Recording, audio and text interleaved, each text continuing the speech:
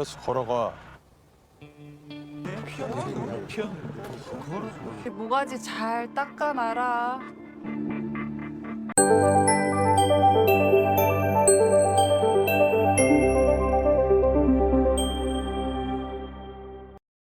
Di rumah sakit, trio Chol, kecuali Suncul, datang untuk menemani kakeknya.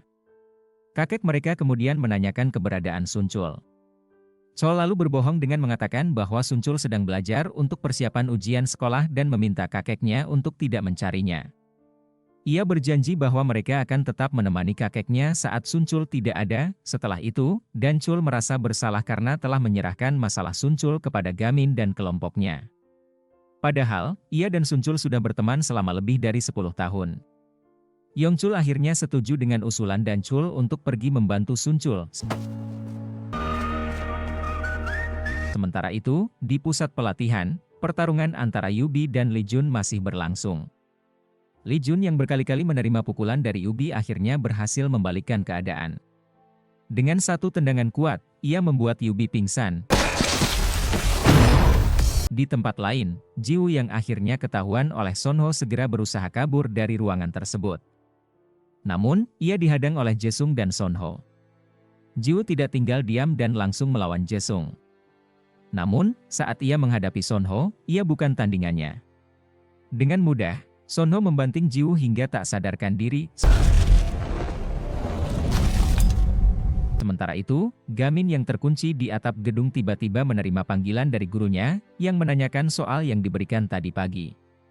Gamin pun berbohong dan mengatakan bahwa ia sedang berada di rumah serta akan segera mengecek soal yang diminta oleh Han Kyung. Di lantai bawah, Song Wung terlihat mengantar Hanyul masuk ke dalam mobil.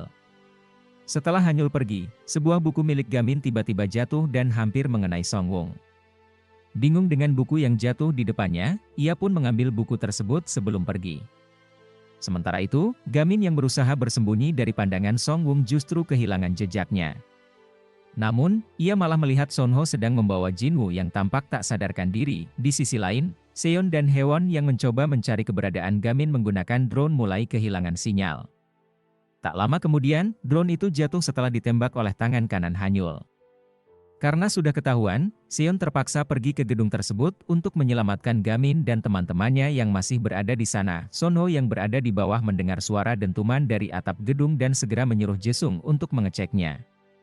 Saat Sonho hendak pergi, ia justru melihat Suncul berdiri di belakang mobilnya. Sebelumnya, Suncul ditangkap oleh detektif Taiwan setelah mengaku telah membunuh seorang pria tua dalam kejadian kemarin. Ia mengklaim telah menusuk korban sebanyak 3 kali. Namun, alasan Suncul berpura-pura mengaku adalah karena dijanjikan oleh Hanyul bahwa setelah menjalani hukuman, ia akan diterima bekerja di perusahaan milik ayah Hanyul. Sebagai jaminan, Hanyul memberikan kartu namanya kepada Suncul. Namun, ia juga meminta buku kecil milik Suncul yang berisi kumpulan kosakata, lalu membuangnya ke tempat sampah. Setelah mendengar pengakuan Suncul, detektif Taiwan mempertanyakannya kembali. Ia ingin tahu alasan mengapa Suncul rela mengorbankan dirinya untuk masuk penjara, padahal jelas bahwa ia berbohong dan sebenarnya tidak mengetahui kejadian tersebut. Detektif Taiwan menemukan kejanggalan dalam pengakuan Suncul, sebab korban sebenarnya hanya ditusuk 1 kali. Sementara Suncul mengaku telah menusuknya 3 kali, detektif Taiwan kemudian memberikan Suncul 1 kesempatan lagi untuk menjawab dengan jujur apakah ia benar-benar telah membunuh korban. Suncul merasa bimbang. Ia teringat akan perkataan kakeknya yang memintanya untuk fokus belajar, serta Gamin yang juga selalu mengajaknya belajar. Kenangan itu membuatnya berubah pikiran tanpa ragu. Suncul berlari menghadang Sonho yang hendak membawa Jiwoo pergi, sehingga pertarungan di antara mereka pun tak terhindarkan. Namun, tentu saja Sonho bukan tandingan Suncul, yang dengan mudah mengalahkannya. Tidak lama kemudian, Danchul dan Yongchul datang untuk membantu Sunchul. Sementara itu, Jiwoo yang mulai sadar segera mencari pisau yang menjadi barang bukti, lalu diam-diam keluar dari mobil. Namun, Sonho yang memiliki kemampuan bertarung di atas rata-rata dengan mudah mengalahkan trio Chol.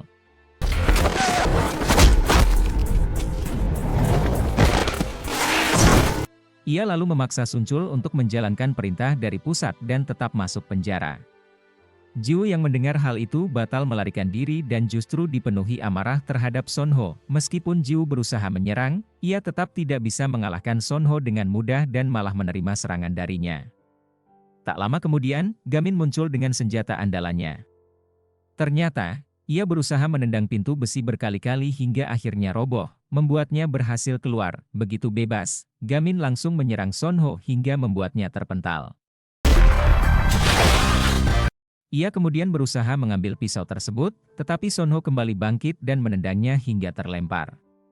Berkali-kali Gamin menyerang dengan pukulan dan tendangannya, namun Sonho tetap berdiri tanpa menunjukkan tanda-tanda kesakitan. Sebaliknya, ia kembali membuat Gamin terlempar. Namun, Gamin tidak menyerah.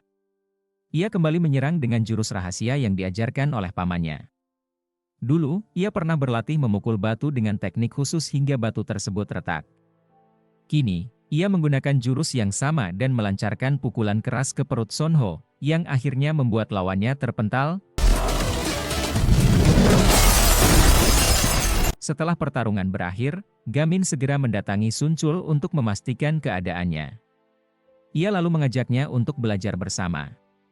Sementara itu, Jiwoo yang melihat Sonho mulai sadar dan berencana mengambil pisau sebagai barang bukti langsung menendangnya sebelum ia bisa bergerak lebih jauh. Tiba-tiba, Seon dan Hewon datang, bersiap untuk melawan musuh yang ada di sana.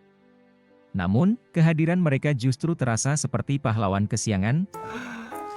Sementara itu, Gamin tiba-tiba teringat bahwa bukunya terbawa oleh Sungwon. Tanpa berpikir panjang, ia langsung berlari mengejar mobil Songung. Di sisi lain, Songung yang sedang dalam perjalanan tiba-tiba dihadang oleh mobil detektif Taiwan. Detektif itu meminta Songung untuk menyerahkan diri karena telah terbukti sebagai pelaku pembunuhan. Awalnya, Songung berniat melawan, tetapi sebelum sempat bergerak, Gamin muncul dari belakang dan langsung memukulnya hingga pingsan. Ketika ditanya alasannya, Gamin hanya menjawab bahwa ia ingin mengambil kembali bukunya. Keesokan harinya, Gamin dan kelompoknya kembali fokus belajar untuk menghadapi ujian sekolah yang semakin dekat. Mereka tetap berusaha belajar dengan giat, meskipun beberapa di antara mereka masih berada di rumah sakit.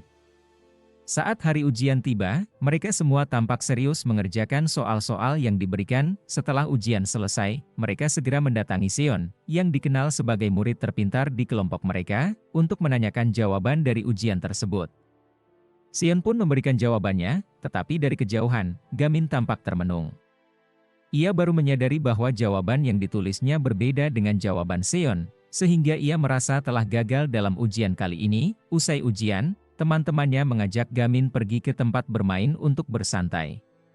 Namun, Gamin yang masih larut dalam kesedihannya merasa tidak berguna dan lebih banyak diam serta termenung di sana. Di tempat lain, ibu Gamin menghubungi Han Kyung untuk menanyakan keadaan putranya.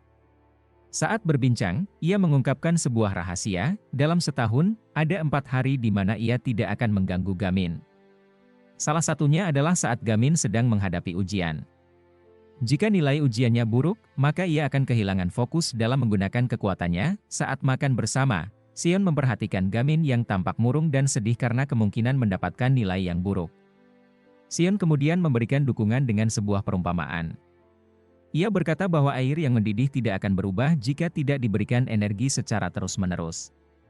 Namun, jika energi diberikan secara konsisten, sesuatu yang besar bisa terjadi. Begitu pula dengan belajar, diperlukan usaha keras yang konsisten agar bisa mendapatkan hasil yang baik. Mendengar nasihat Seon, Gamin perlahan mulai mendapatkan kembali kepercayaan dirinya. Tak lama kemudian, Danchul menghubungi Gamin untuk menanyakan keberadaan Sunchul. Namun, Gamin benar-benar tidak mengetahuinya. Rupanya, kakek Sunchul sedang dalam kondisi kritis, sehingga Sunchul berlari ke rumah sakit untuk menemuinya. Namun, dalam perjalanan menuju rumah sakit, Sunchul tiba-tiba dihadang oleh sekelompok anggota Hanyul. Mereka datang untuk menyerangnya karena Sunchul tidak menjalankan perintah Hanyul untuk masuk penjara. Sementara di rumah sakit, Gamin dan kelompoknya mendatangi kakek Sunchul dan mengajaknya mengerjakan soal ujian. Meski dalam kondisi lemah, kakek Sunchul berusaha mengerjakan soal-soal tersebut dengan tekun. Saat itu, Sunchul akhirnya tiba dengan wajah penuh luka. Dari luar pintu, ia melihat kakeknya sedang mengerjakan soal ujian bersama teman-temannya. Perasaan haru menyelimuti dirinya, namun ia tetap diam dan hanya memperhatikan dari kejauhan. Setelah menyelesaikan soal ujian terakhirnya, kakek Sunchul mengembuskan napas terakhirnya. Kepergiannya meninggalkan duka mendalam bagi semua orang di ruangan itu. Gamin beserta gurunya memberikan penghormatan terakhir untuk almarhum. Sebagai bentuk penghormatan, Gamin memberikan Sunchul sebuah buku kecil yang berisi kosakata yang pernah ditulis oleh kakeknya. Sunchul menerima buku itu dengan penuh haru dan mengucapkan terima kasih kepada Gamin atas perhatian dan dukungannya selama ini, baik untuk dirinya maupun kakeknya. Beberapa hari kemudian, hasil rapor tengah semester pun dibagikan. Kelompok Gamin mulai merasa tegang saat melihat hasil mereka. Namun, ternyata mereka semua berhasil naik peringkat. Bahkan Gamin, yang sebelumnya berada di peringkat 219, kini naik ke peringkat 209 dari 220 siswa. Meski masih jauh dari sempurna, mereka tetap merasa bangga dengan pencapaian ini. Dengan hasil tersebut, Guru Hangkyung akhirnya menagih janji kepada para guru yang sebelumnya berjanji akan mendukungnya untuk mengadakan rapat komite disiplin terkait Pi Hanyul. Keputusan pun diambil, Hanyul secara resmi akan diperiksa oleh komite disiplin, dan namanya ditempel di papan pengumuman sekolah. Kejadian ini mengejutkan para murid, karena tidak ada yang menyangka bahwa Hanyul akhirnya mendapatkan konsekuensi atas perbuatannya. Bahkan di luar sekolah, Sunchul dengan berani menghadang mobil Hanyul yang hendak mengantarnya masuk ke dalam lingkungan sekolah. Dengan tegas, ia melarang mobil itu masuk dan memaksa Hanyul untuk berjalan kaki seperti murid lainnya. Ketegangan pun semakin memuncak. Ini bukan sekadar persaingan akademik, tetapi juga awal dari pertarungan sengit antara kelompok Hanyul dan kelompok Gamin di sekolah Yusong. takkan 알아.